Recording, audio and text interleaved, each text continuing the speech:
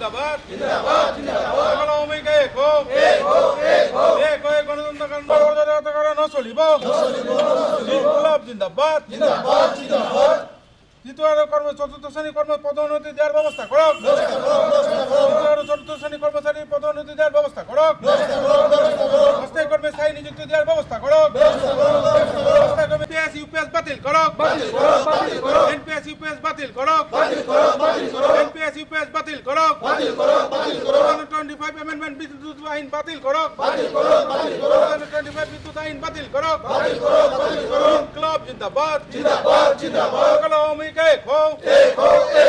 এক হয়ে গণতন্ত্র আন্দোলন গড়ি তুলক অসম্পদের অজরাগতা সৃষ্টি করে ন চলিব মানব সম্পদের অজরাগতা সৃষ্টি করে ন চলিব ইনকলাব জিন্দাবাদ জিন্দাবাদ জিন্দাবাদ জিন্দাবাদ জিন্দাবাদ জিন্দাবাদ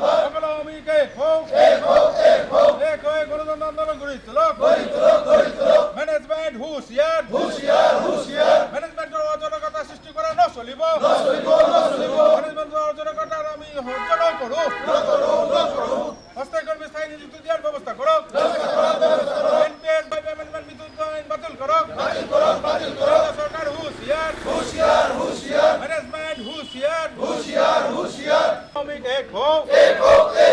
এক হয়ে গণতন্ত্র আন্দোলন গড়ি তুলক ইনকলাব জিন্দাবাদ জিন্দাবাদ আওয়াজ দো আওয়াজ দো আওয়াজ দো আমার দাবি ন্যায্য দাবি আমার দাবি ন্যায্য দাবি আমি আজি আসাম টেষ্ট পাৱাৰকাষ্ট ইউনিয়নৰ আমাৰ যিসকল প্ৰিণ্ট মিডিয়া আছে তেওঁলোকক ধন্যবাদ জ্ঞাপন কৰিলোঁ। আজি আমি 6 ঘণ্টীয়া অনশন কাৰ্যসূচী প্ৰতিকাৰ অনশন কাৰ্যসূচী আমি পালন কৰিম। কাৰণ কি ইতিমধ্যে মেনেজমেণ্টক আমি 11 তাৰিখে এখন লেটাৰ দিছিলোঁ যে মেনেজমেণ্টক কৈছিলোঁ যে আপোনালোকে আলোচনাৰ মাধ্যমত আমাক বস্তুবিলাক সমাধান কৰি দিব লাগে। তেওঁলোকে আজি ডেটলৈকে কোনো সমাধান কৰা নাই। বিশেষকৈ আপোনাৰ 11/12/2025 তাৰিখে এখন আমাৰ মানে পদোন্নতি ওলাই যায়, লাইনমেনৰ পদোন্নতি ওলাই যায়। আকৌ এইটো 19 তাৰিখে তেওঁলোকে এটা কেঞ্চেল কৰি দিয়ে। মানৱ সম্পদৰ ইমান অজৰকতা এটা সৃষ্টি কৰিছে। মানৱ সম্পদ মানে ইতিহাসত প্ৰথম মানৱ সম্পদ বিভাগটো এনেকুৱা ধৰণৰ মানে পদোন্নতি দিয়াৰ পিছতো কেঞ্চেল কৰি দিছে। এইটো কাৰণে আমি আসাম টেষ্ট পাৱাৰকাষ্ট ইউনিয়নৰ ফালৰ পৰা তেখেতসকলক গৰিহণা দিছোঁ। আৰু মেনেজমেণ্টক আমি বাৰে বাৰে কৈছোঁ যে আপোনালোকে ৰোষ্টাৰ ছিষ্টেম যিটো কৰে বা যিবিলাক আপোনালোকে বনায়, আপোনালোকে যদি আমাৰ ইউনিয়নৰ ফালৰ পৰা এজন প্ৰতিনিধি দিয়ক বা আমি থাকিম আপোনালোকৰ লগত সহায় সহযোগিতা কৰিম, তেওঁলোকে সেইটোও কৰা নাই। দেখা গৈছে যে তেওঁলোকে বাৰে বাৰে এইটো মানে এই তৃতীয় আৰু চতুৰ্থ শ্ৰেণী বিশেষকৈ কৰ্মচাৰী পদোন্নতি দিবলৈ তেওঁলোকে এটা অজৰকতা এটা সৃষ্টি কৰিছে।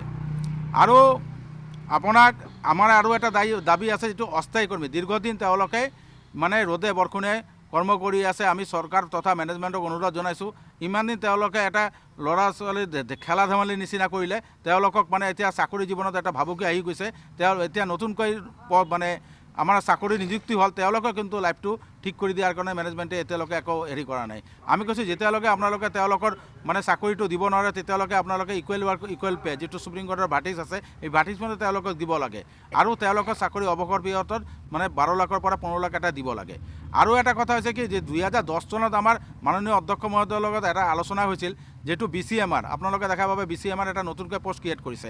তেতিয়া আমি কথাটো কৈছিলোঁ যে এইটো কৰিব নালাগে, যাৰ যাৰ নিজৰ ক্যাডাৰ ৱাইজ সিহঁতে কাম কৰিব। কিন্তু তেওঁলোকে ক'লে যে পদোন্নতি দিয়াৰ কাৰণে আমি এইটো নতুনকৈ ক্ৰিয়েট কৰিছোঁ আৰু পদোন্নতি আমি দিম।